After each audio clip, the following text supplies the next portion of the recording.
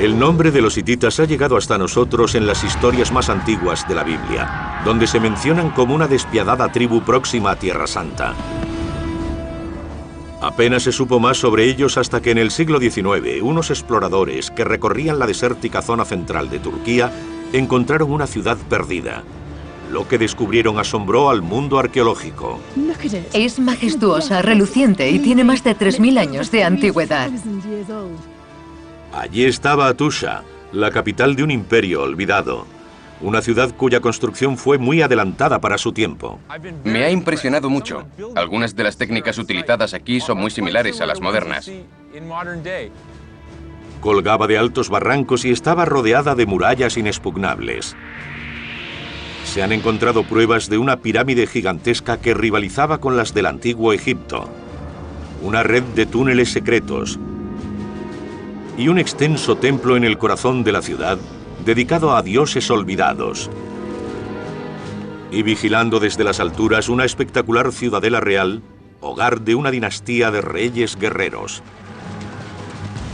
Pero ¿por qué desapareció de la historia un imperio tan avanzado y poderoso? Nuestros investigadores han viajado hasta allí en busca de respuestas, con la intención de resucitar la increíble ciudad de Atusha y descubrir los secretos de los hititas. Este es el imperio perdido de la Biblia, el mundo perdido de los hititas.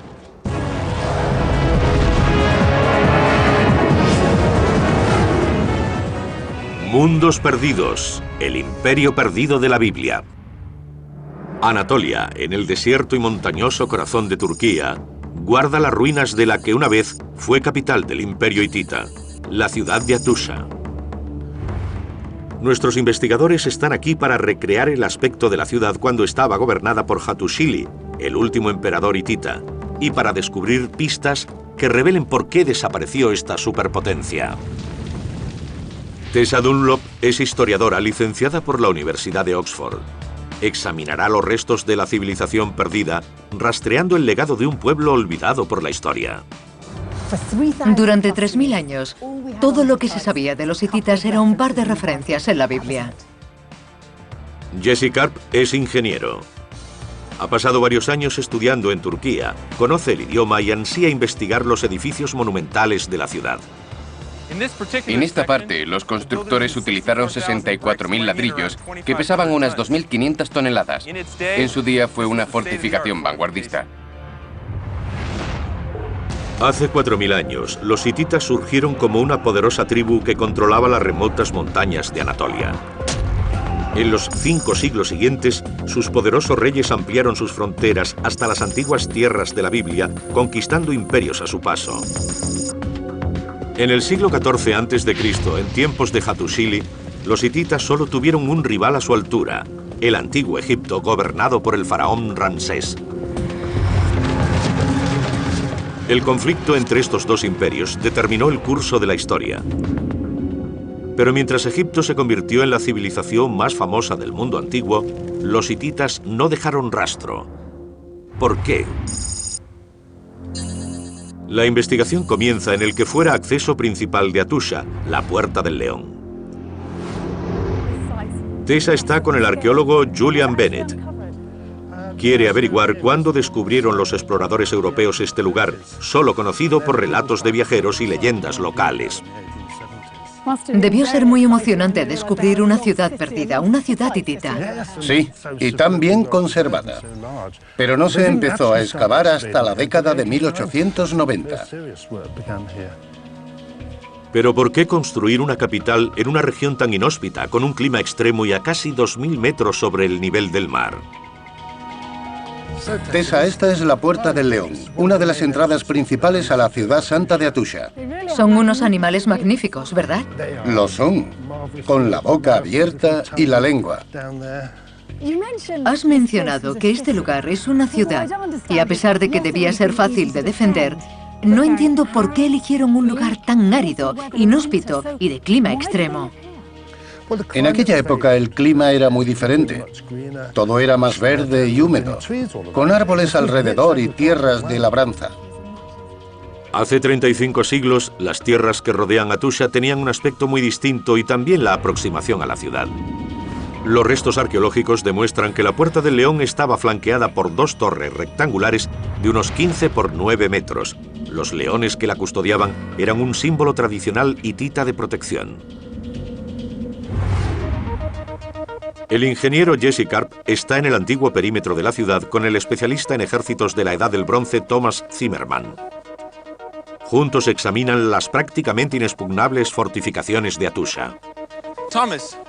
Thomas, ¿qué es esto? Parece una muralla antigua. Eso es.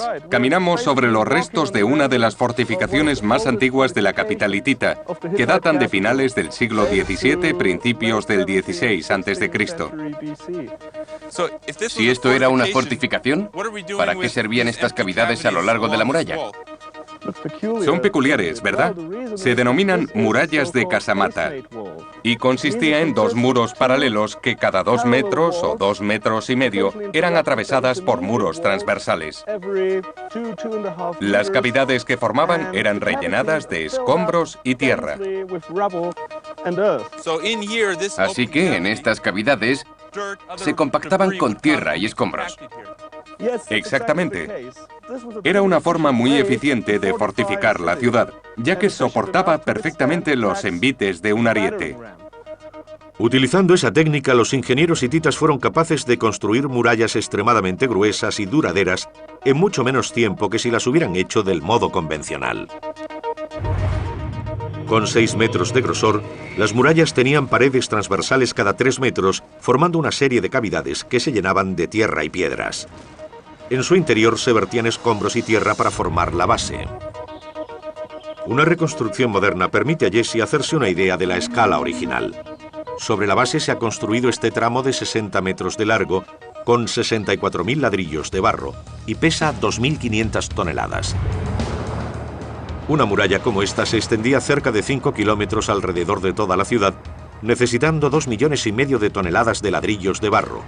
Una vez terminada, se convirtió en una de las mayores de este tipo jamás construidas. Las fortificaciones formaban parte de un inmenso programa que, al parecer, dirigía el mismo príncipe Hattusili, uno de los grandes gobernantes hititas. Su mayor monumento guarda la puerta sur de la ciudad de cara a Egipto. El impresionante terraplén de Yerkapi es un misterio. Con casi 250 metros de largo y 75 de ancho, estuvo coronado por torres. Su cima se alcanza a través de 102 empinados escalones. Jesse y Thomas han subido para intentar averiguar el propósito de este edificio piramidal.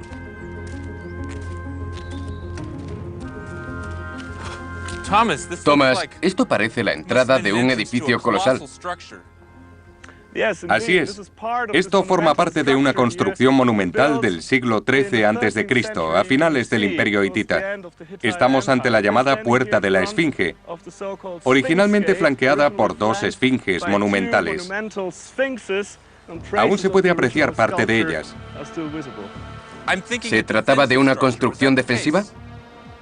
Eso pensábamos, pero existe otra versión. Deja que te enseñe algo.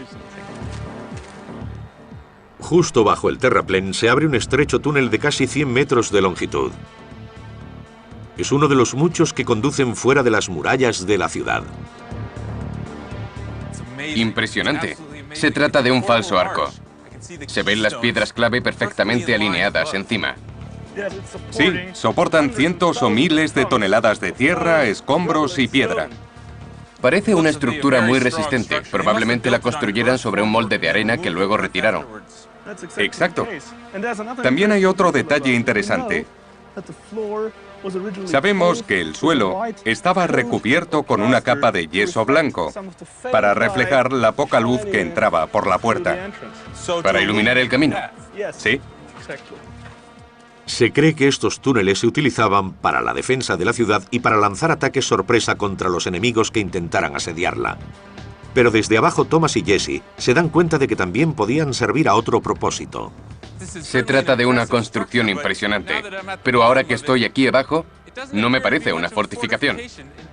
De hecho, parece invitar a la gente a subir hasta aquí. Es fácil de escalar. No parece muy defensiva. Exacto. No se trata de una construcción defensiva. sino de un enorme monumento ritual para mostrar la importancia política y religiosa de la capital hitita.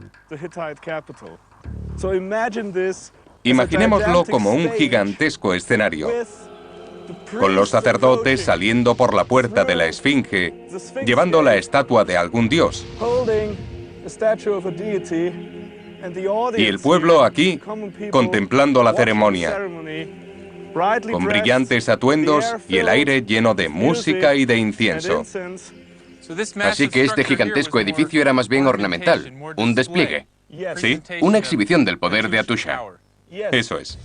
Pero además de servir para las celebraciones, la pirámide simbolizaba algo más. Una pista se halla en la puerta. La Esfinge, una criatura mitológica procedente de Egipto. Intentando comprender por qué el terraplén fue decorado con esfinges egipcias, Tessa decide verlo todo desde otra perspectiva. Desde el aire se distingue claramente la meseta sobre la que fue construida la ciudad. Lo que es más importante, se ve la posición de Yerkapi entre las montañas de Anatolia. Ahora queda claro por qué está orientada hacia Egipto. Desde aquí arriba se aprecia claramente la escala del terraplén de Yerkapi. Es magnífico, reluciente y enorme, y tiene más de 3000 años de antigüedad. Puedo imaginar lo que debía ser para una embajada egipcia procedente del sur ver una pirámide tan intimidatoria. Esto es lo que veían los egipcios que llegaban a Hattusha en el siglo XIII a.C. Un símbolo glorioso del poder del imperio hitita y una advertencia para cualquier embajada de que no trataba con un inferior, sino con un igual. Pero en 1274 a.C. el equilibrio de poder cambió.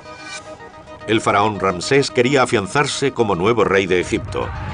Y buscando la gloria en el campo de batalla, su primer objetivo fue el imperio hitita. A continuación, nuestros investigadores examinarán los edificios y la tecnología armamentística que utilizó el príncipe Hattusili para salvar a su ciudad del desastre militar. Los investigadores Tessa Dunlop y Jesse Karp están en Hattusha, capital del imperio hitita, hace más de 3000 años. Ya han conseguido recrear el aspecto de la increíble pirámide de Yerkapi usada para celebraciones rituales y han examinado las inmensas murallas de casi 5 kilómetros que rodeaban la ciudad. Ahora investigan el momento crítico que cambió el mundo hitita, su mayor batalla contra su mayor enemigo. Las sólidas fortificaciones de Hattusha la protegían de casi cualquier ataque, pero para resistir un asedio tuvieron que idear otros recursos. El ingeniero Jesse Karp se encuentra en las montañas a más de 3 kilómetros de Hattusha. Aquí busca el recurso más importante para la ciudad, el agua. La de Hattusha procedía de manantiales como este en las montañas. Actualmente el agua es canalizada hasta unos embalses artificiales, muy similares a los que una vez crearon los propios hititas. Jesse sigue el curso del agua hasta un valle que ahora corre paralelo al yacimiento.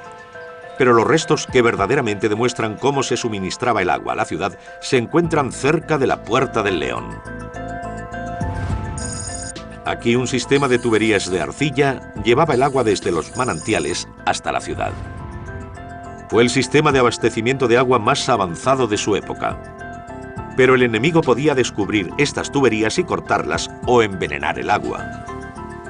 Así que para proteger su abastecimiento, los hititas construyeron depósitos dentro de la ciudad. Las investigaciones demuestran que este era uno de los 7 que había repartidos por Hattusha.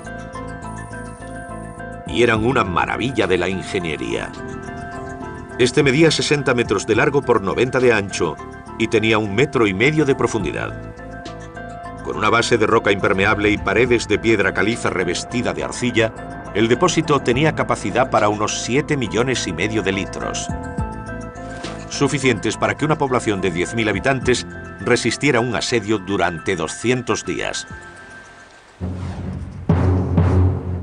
Con las defensas preparadas, el príncipe Hattusili dejó la ciudad en el 1274 a.C. Nombrado jefe del ejército hitita, marchó a enfrentarse a Ramsés, faraón de Egipto y el gobernante más poderoso del mundo antiguo. La disputa tenía que ver con las fronteras. El imperio hitita se había extendido rápidamente y ocupaba ricas tierras que Egipto reclamaba como suyas. En la ciudad fronteriza de Kadesh, los dos ejércitos se prepararon para luchar. Por primera vez en la historia del mundo, tenemos una gran batalla librada entre naciones. No se trataba de tribus ni de ciudades rivales, sino de hititas contra egipcios. Durante más de 3000 años, los únicos relatos conocidos de la batalla eran los grabados en los templos egipcios. Estos sostienen que Ramsés se hizo con la victoria. Cuando Atusha fue descubierta, los arqueólogos encontraron miles de tablillas escritas. ¿Coincidían las historias? Antes los expertos tenían que descifrarlas. La historiadora Tessa Dunlop investiga los registros hititas en el museo local. Esto es una tablilla cuneiforme. Si observamos con atención, podemos ver una serie de intrincadas impresiones. Cada una representa una sílaba o sonido. El siglo pasado, un grupo de expertos intentó descifrar su contenido. Tras un trabajo agotador, los estudiosos descifraron las tablillas y descubrieron una gran cantidad de información, incluido el relato hitita de la batalla de Kadesh. La batalla de Kadesh, a la que el faraón egipcio Ramsés hacía referencia como la victoria más impresionante de su país, es descrita de un modo muy diferente en las tablillas hititas. El relato hitita describe cómo Ramsés fue engañado por Hattusili para dividir su ejército en dos. Cuando se acercaba a Kadesh, los hititas, que supuestamente estaban a varios días de distancia, atacaron con su poderosa fuerza de carros. Al principio, los hititas superaron a las fuerzas egipcias y casi matan a Ramsés, pero la llegada de refuerzos salvó la vida del faraón. Cuando Ramsés regresó a su país, ordenó que los templos egipcios registraran este dramático suceso y cómo él, personalmente, había cambiado el curso de la batalla para dar la victoria a Egipto. ¿Pero estaba contando la verdad? Tessa se encuentra con el arqueólogo Julian Bennett examinando los sucesos de la versión hitita. Los faraones egipcios eran famosos por su dominio de la propaganda, y Ramsés cuenta la historia de un modo que los hititas contradicen. ¿No es así? Sí, el relato de Ramsés es público, para conocimiento del pueblo egipcio, y afirma que ganó la batalla. Pero los datos hititas son oficiales, no para difusión pública, y en ese sentido son más objetivos.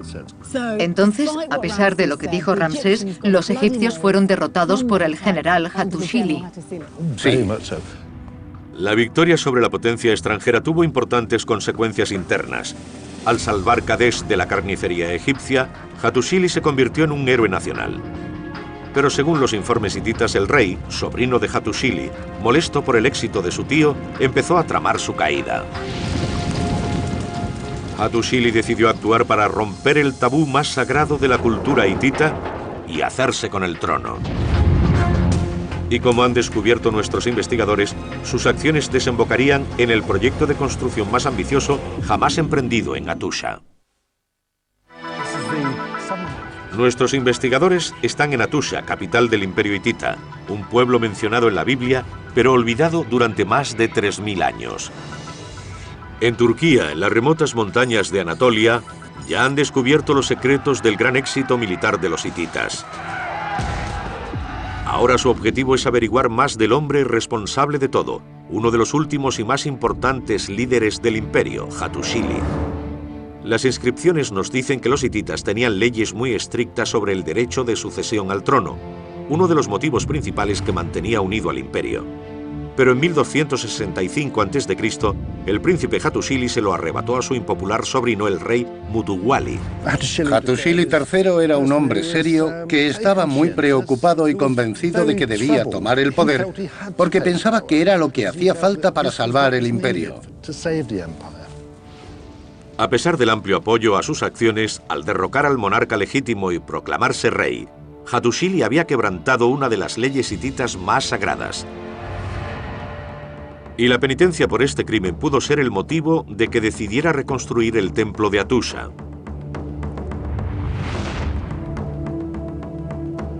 Junto con el arqueólogo Julian Bennett, la historiadora Tessa Dunlop investiga las ruinas del templo en busca de pistas sobre los ritos llevados a cabo aquí. Es enorme. ¿Podrías orientarme un poco? Se trata de un templo inmenso. Acabamos de entrar por la puerta principal, la puerta ceremonial. Por todas partes hay detalles que llaman la atención. Para empezar, ¿qué es esto?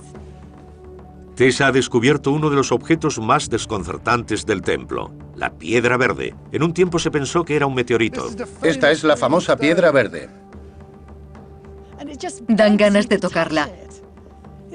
Su superficie es luminosa y muy suave. Se ha pulido con el roce de la gente que viene a tocarla. La pregunta es, ¿qué hace aquí? Buena pregunta. Es una piedra local, no cabe duda. No procede del cielo ni nada parecido. Pero lo cierto es que algunas tablillas hacen referencia a piedras rituales y sagradas. Esta podría ser una de ellas. Dentro del complejo del templo se encuentra el santuario, rodeado de algunos de los bloques de piedra más grandes de la ciudad. Este es el muro exterior del templo y puedes ver que en algunos bloques de piedra caliza se han labrado columnas. Son enormes, ¿verdad? Algunos pesan unas 20 toneladas. Son bloques gigantes de piedra caliza. ¿Cómo levantaron unos bloques tan grandes? Con mucha mano de obra, posiblemente esclava, pero también hombres libres. El Santa Santorum es un patio que probablemente quedaba al aire libre. Y detrás el lugar más sagrado de todos, hogar del padre Tormenta Teshub y su esposa, la Madre Sol. Esta es una de las dos salas de culto, y volvemos a ver la misma piedra verde. Es un cuadro casi perfecto. Esta sala parece íntima y acogedora. Sí. En esa esquina hay un pie de estatua. Este era el templo de Teshub y su esposa. Las tablillas hititas nos cuentan algunos detalles de las estatuas. Y hay una que se refiere a la de Teshub como de oro. Recreando el plano del gran complejo del templo, vemos que era el edificio más grande de la ciudad, con 60 metros de largo por 42 de ancho. Dentro del Santa Santorum encontramos el lugar exacto en el que residían Teshub, el dios tormenta, y su consorte, la Madre Sol. Lugares a los que solo podían acceder el rey, la reina y altos dignatarios. A pocos metros, el ingeniero Jesse Karp busca el yacimiento de roca utilizado para los enormes cimientos del templo. Se encuentra junto a un enorme afloramiento de roca del que los hititas extrajeron los bloques de hasta 20 toneladas que necesitaban para los cimientos. Estoy en Kesakaya, cortar piedra en turco. Básicamente es una antigua cantera hitita. Lo que vemos aquí es una grieta en la que los hititas metían cuñas de madera que luego empapaban en agua. De ese modo la madera se hinchaba y partía grandes bloques de roca. En el museo local de Corum, el arqueólogo Thomas Zimmerman muestra al investigador Jesse Karp una reconstrucción de los grandes muros del templo. Obviamente esto es una sección transversal de un antiguo edificio hitita. ¿Podrías hablarme de los métodos de construcción que utilizaban? Por supuesto. Esencialmente se trata de unos cimientos de piedra caliza y un bastidor de madera con ladrillos de barro como superestructura, cubierta por un techo plano de tablas sellado con barro. Las construcciones modernas van fijadas a los cimientos. ¿También las hititas? Sí. Esto de aquí es un doble agujero preparado para fijar el bastidor de madera a los cimientos de piedra. ¿Cómo hicieron un agujero así hace miles de años? Con un taladro de bronce. Para demostrar la forma de perforar de los antiguos hititas, Jesse cuenta con el guía local de Hattusha, Anan Ozel. Aquí tenemos una réplica de un antiguo taladro hitita. Los obreros podían perforar hasta 7 centímetros a la hora con uno de estos artefactos. Vamos a demostrar cómo funcionaban. El taladro tiene una pieza de bronce que gira sobre la roca dura, haciendo un agujero tubular, que se usa como punto de fijación para el armazón de madera y ladrillo del templo. A partir de una investigación detallada podemos reconstruir el modo en que los hititas levantaron su gran templo hace 3.500 años. Comenzaron con enormes bloques de piedra caliza que colocaron como cimientos y rellenaron de escombros. A continuación añadieron una estructura de madera que rellenaron con ladrillos de barro y enyesaron para crear paredes de más de 12 metros de altura. El gigantesco y laberíntico Gran Templo fue uno de los más imponentes del mundo antiguo. Para los hititas, las estatuas de la Madre Sol y el Padre Tormenta eran mucho más que ídolos, eran representaciones vivas de los dioses en la tierra. Las tablillas también hablan de los rituales para las estatuas de los dioses. Debían ser lavadas y vestidas a diario. Una de ellas tenía ropajes de oro. También había que alimentarlas, entretenerlas. Se trataba de un sistema religioso muy controlado y estructurado. Pero el Padre Tormenta y la Madre Sol no eran los únicos dioses a los que rendían homenaje. En la parte más alta de Atusha se encuentran los restos de más de 30 edificios. Hace 3.500 años eran templos dedicados a los dioses de los pueblos conquistados. La joven esposa de Hattusili, Pudajepa, era sacerdotisa de un reino conquistado por los hititas y cuando su pueblo pasó a formar parte del imperio, sus deidades fueron incorporadas a la religión. El imperio hitita estaba formado por gente de procedencias muy diferentes. No todos eran hititas. Había distintos grupos con distintos dioses. Así que era una especie de conglomerado de templos dedicados a distintos dioses para contentar al pueblo. Exacto. Debido a eso, los hititas eran llamados el pueblo de los 1000 dioses. Pero no fue una religión lo que unió a todos los pueblos del imperio. Sus archivos revelan que más importantes eran sus leyes. Los hititas eran conocidos como el pueblo de los 1000 dioses. Pero también podría decirse que eran el pueblo de las 1000 leyes, ya que éstas regían todos los aspectos de su vida. La ley hitita era rica y detallada y abarcaba desde el divorcio hasta los límites legales de la autoridad del rey. A diferencia de cualquier otro pueblo de su época, los hititas tenían un sistema legal más preocupado por la práctica que por los castigos. Una de las tablillas ofrece un buen ejemplo del punto de vista hitita sobre la ley. Me refiero a la compensación. Básicamente dice que si una persona quema accidentalmente la casa de un vecino, tiene que construirle una nueva. La idea es la compensación, no el castigo. Es muy importante, muy progresista. El aspecto más importante de la ley hitita era el acuerdo. La astucia diplomática era su gran arma secreta. Forjando su imperio daban a elegir a sus rivales. Se unían a ellos pacíficamente o los aplastaban por completo. Muchas de sus conquistas tuvieron lugar sin desenvainar una espada. Su mayor acuerdo, considerado el primer tratado de paz internacional de la historia, se encuentra en Estambul, una ciudad turca a horcajadas entre Europa y Asia.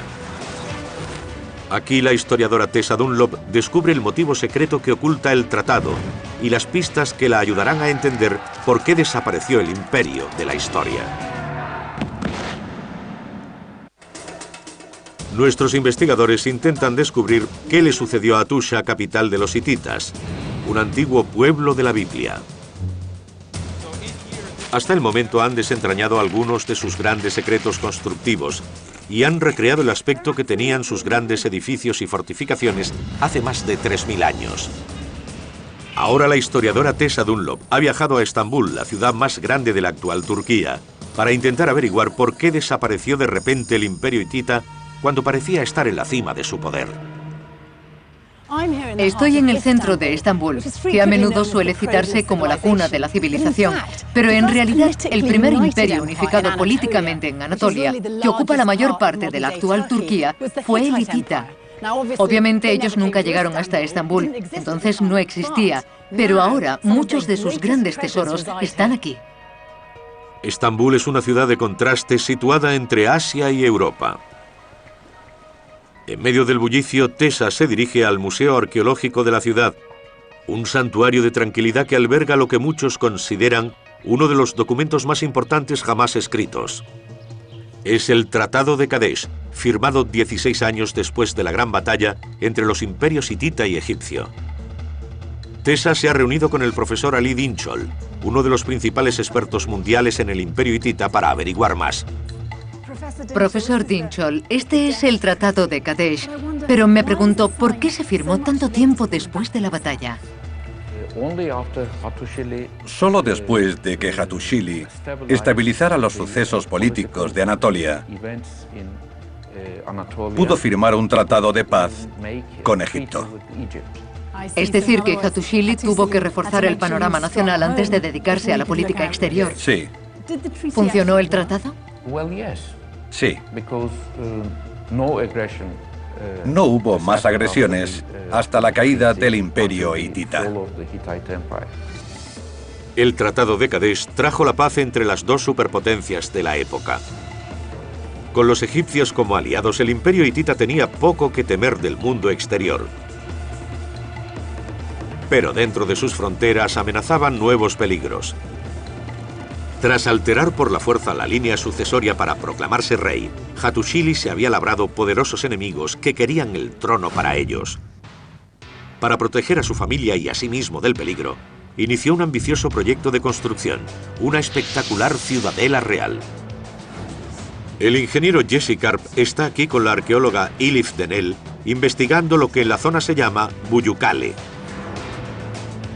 Construida sobre una meseta rodeada de abruptos barrancos, la ciudadela tenía unas soberbias defensas naturales que fueron mejoradas con unas murallas similares a las de la ciudad. En la entrada, otra línea de defensa, los barracones de los guardias reales, llamados Osos de la Lanza Dorada, cuya misión era proteger a Hattusili y a su descendencia. La Guardia Real vivía aquí. ¿Se sabe si estaban durante todo el día? ¿Eran una presencia constante en este patio? No solo en el patio. Probablemente había guardias por todas partes. La protección del rey era muy importante. La ciudadela estaba protegida de forma natural por los precipicios. También estaban las murallas, así que era una zona muy segura. Probablemente por eso el rey la escogió para vivir. También tenía un buen control de toda la ciudadela.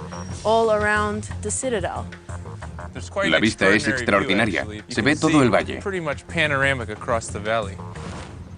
Todo lo que el rey necesitaba se encontraba dentro de este complejo de alta seguridad, incluyendo lo que los arqueólogos creen que era el templo privado de la familia, apodado la Piscina del Rey.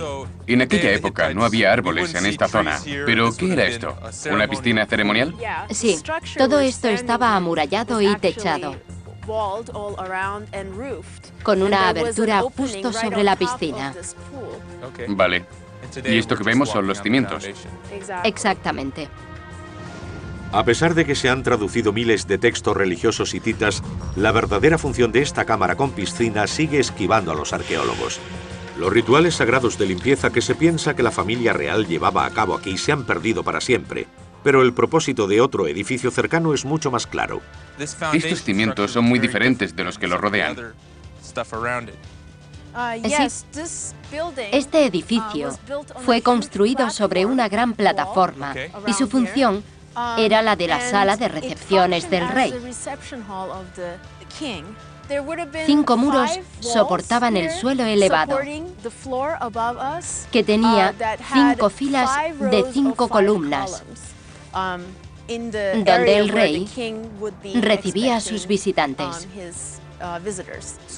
Así que básicamente era una sala de audiencias para dignatarios extranjeros y otros visitantes importantes. Exacto. La gran sala de recepción tenía más de 30 metros de ancho y largo, con 25 columnas que sustentaban el tejado. Aquí Hattusili recibía a los gobernantes de sus estados vasallos y a enviados de potencias extranjeras importantes, como Egipto. Más allá están los restos de la residencia real, las habitaciones privadas en las que vivía con su familia y sus sirvientes de confianza.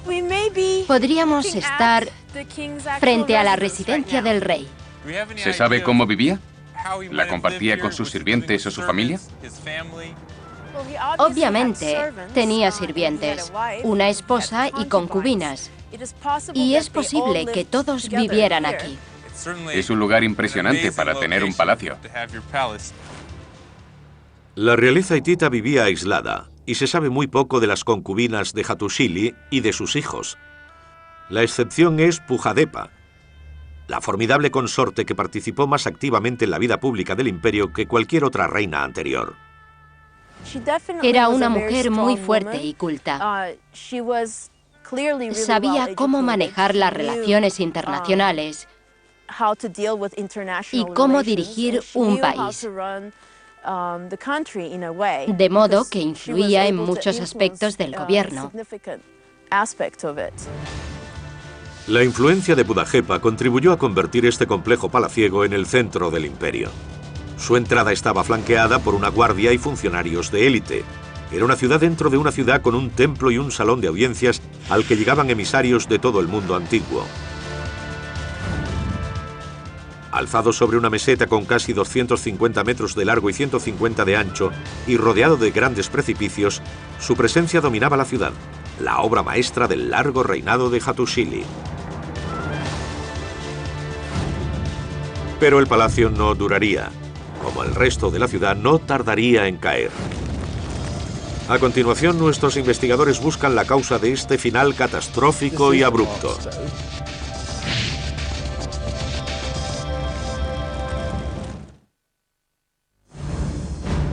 Nuestros investigadores se encuentran en Hattusha, la ciudad perdida de los hititas. Exploran sus monumentales edificios para averiguar por qué desapareció de la historia esta ciudad hace más de 3000 años. El ingeniero Jesse Karp está a 1,5 kilómetros al noreste de la ciudad con la arqueóloga Elif Denel.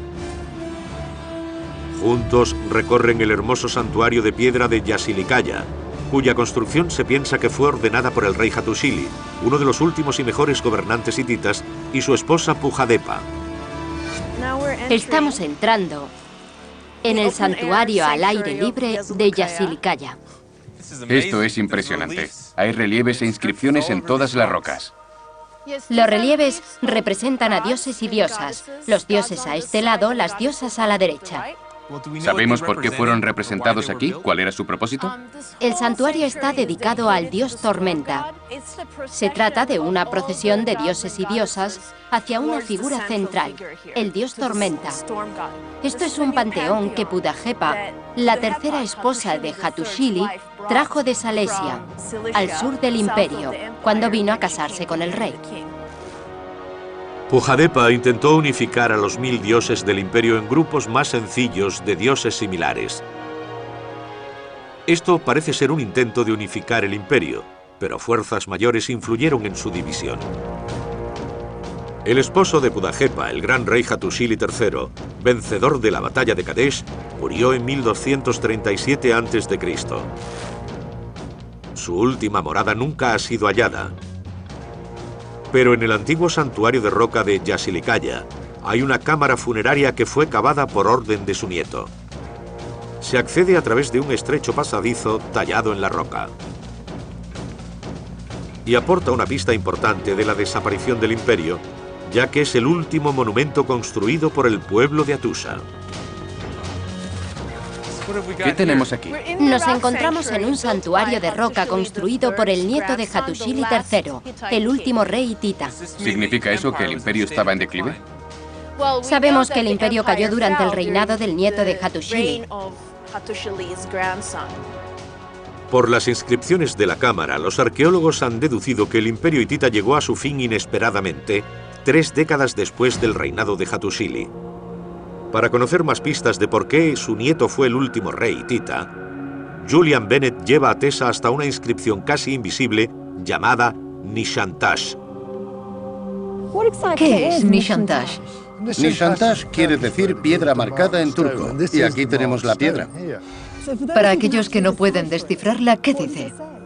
La inscripción se lee de derecha a izquierda y nos habla de las victorias y conquistas del nieto de Hattusili.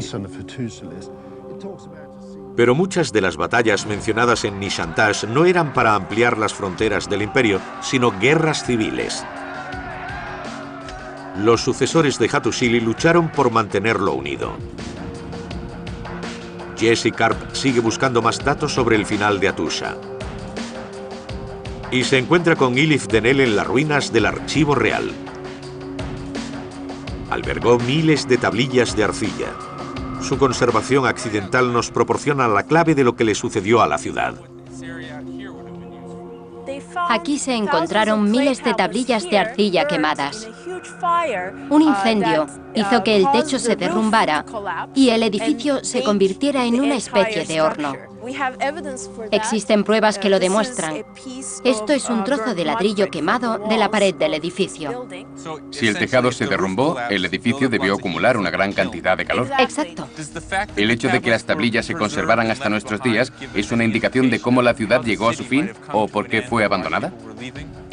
Sabemos que el incendio ocurrió en torno al momento en que fue abandonada. Si fue antes o después, no está demasiado claro. No solo los archivos, sino el glorioso palacio de Hattusili y muchos otros edificios fueron consumidos por un gran incendio que arrasó la ciudad. ¿Pero cómo empezó? Los arqueólogos no han descubierto pruebas de que las inexpugnables murallas fueran superadas por un enemigo extranjero, lo que apoya la teoría de que el incendio fue provocado cuando los hititas se volvieron unos contra otros. En mi opinión fue un problema interno, alguna especie de conflicto, quizás una guerra civil. Y un grupo determinado en un intento por hacerse con el poder arrasó el imperio.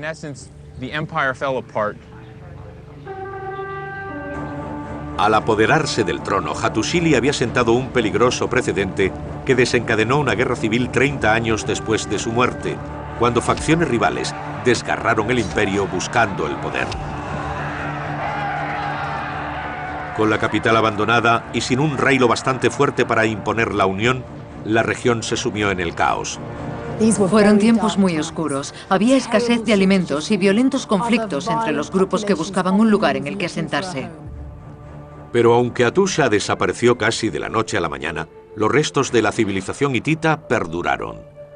En el siglo XII a.C., la Puerta del León fue la entrada principal de Hattusha.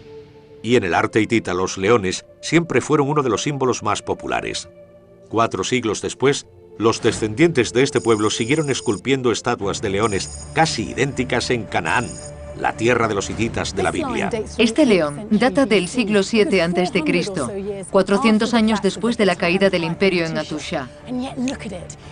Y recuerda a esos leones que flanqueaban la puerta del león de la ciudad. Eso se debe a que, a pesar de que el reino original desapareció, los llamados neohititas siguieron viviendo en otras partes de Siria, lo que concuerda con las referencias bíblicas sobre las tribus cananeas que existían junto a las israelitas en tiempos del rey David. Cualquiera que sea la verdad sobre sus menciones en la Biblia, lo que está claro es que el pueblo que ahora conocemos como hititas construyó la ciudad más extraordinaria jamás descubierta en Oriente Próximo. Una ciudad que alcanzó la cima con el reinado de Hattusili y presumía de monumentos como el terraplén de Yerkapi, el gran templo del dios Tormenta y la ciudadela real. Sin embargo, todas las medidas de seguridad no fueron suficientes para proteger a la dinastía de Hattusili de las consecuencias de haberse apoderado del trono. Y en el curso de una generación, Hattusha se convirtió en un mundo perdido. Una ciudad y una civilización que solo ahora hemos podido recrear, 3000 años después de que desapareciera.